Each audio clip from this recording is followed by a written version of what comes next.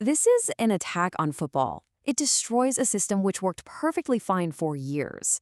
And get this, Euroshock, clubs in chaos.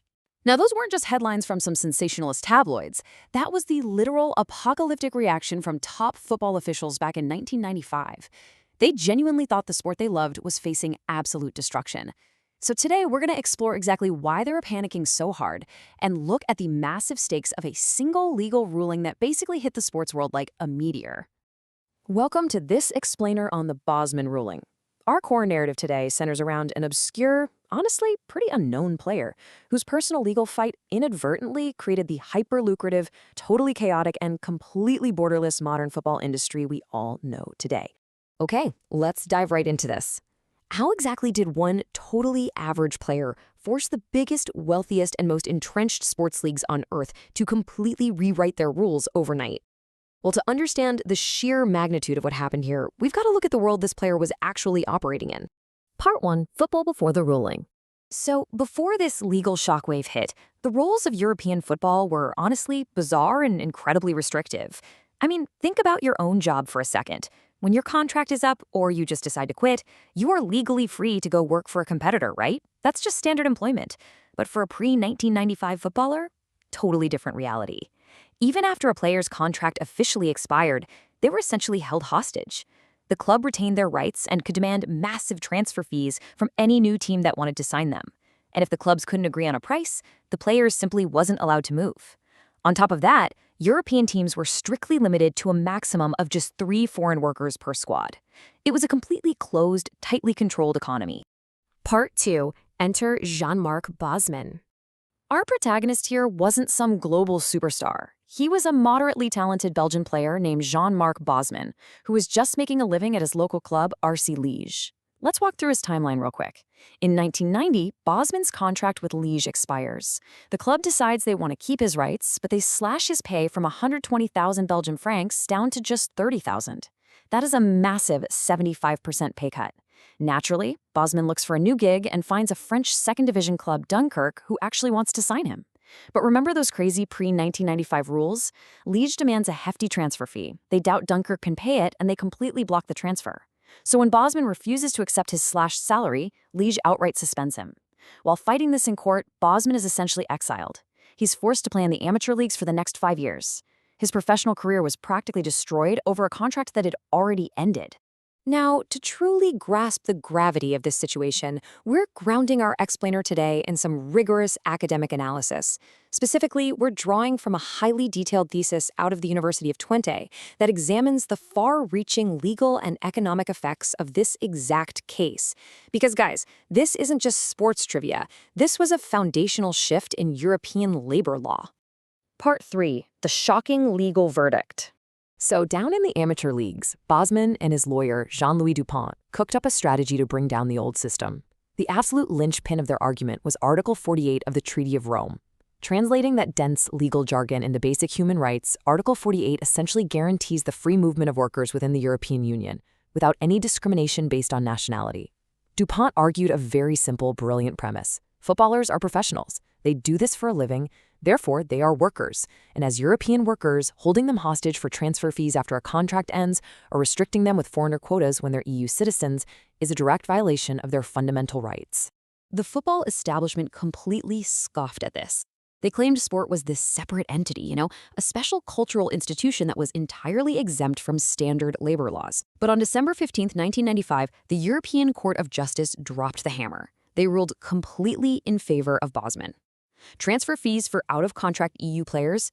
Illegal. Quotas limiting the number of EU players on a team? Illegal. Literally overnight, the 2 foundational pillars of the European transfer system were completely destroyed, and the court demanded immediate implementation. No transition period, nothing. Part 4. The Global Roster Revolution. And this brilliantly illustrates the macroeconomic butterfly effect this legal victory triggered across the continent. It was staggering. Look at the English Premier League.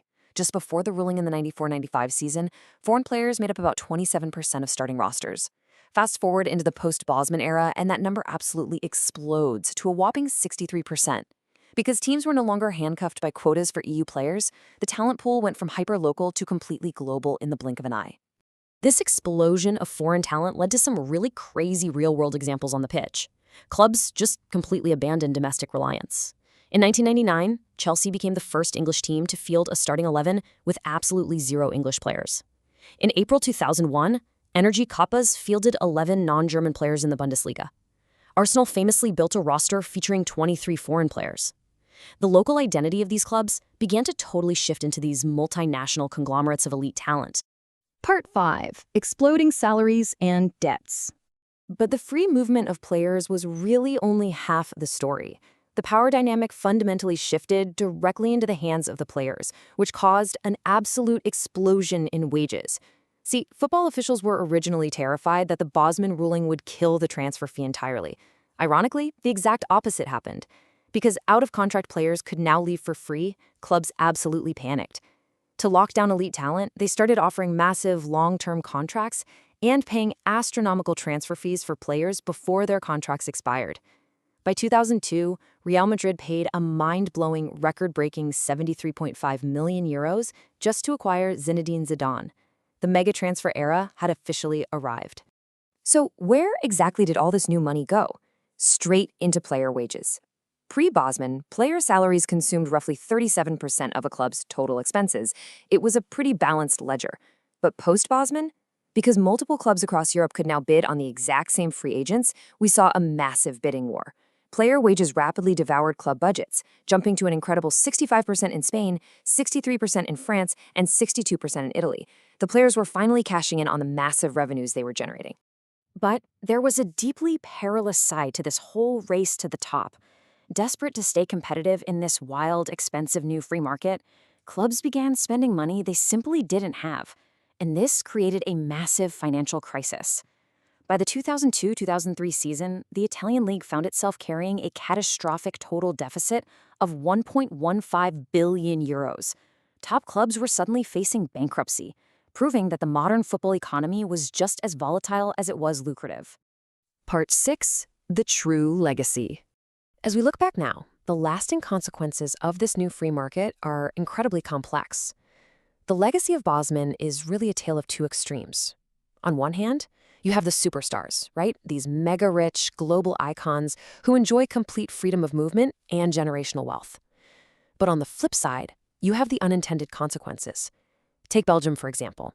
They dropped almost all limits on foreign players, EU or otherwise, so European clubs began heavily scouting cheap talent in Africa, bringing thousands of teenagers over on trial. The tragic side effect here?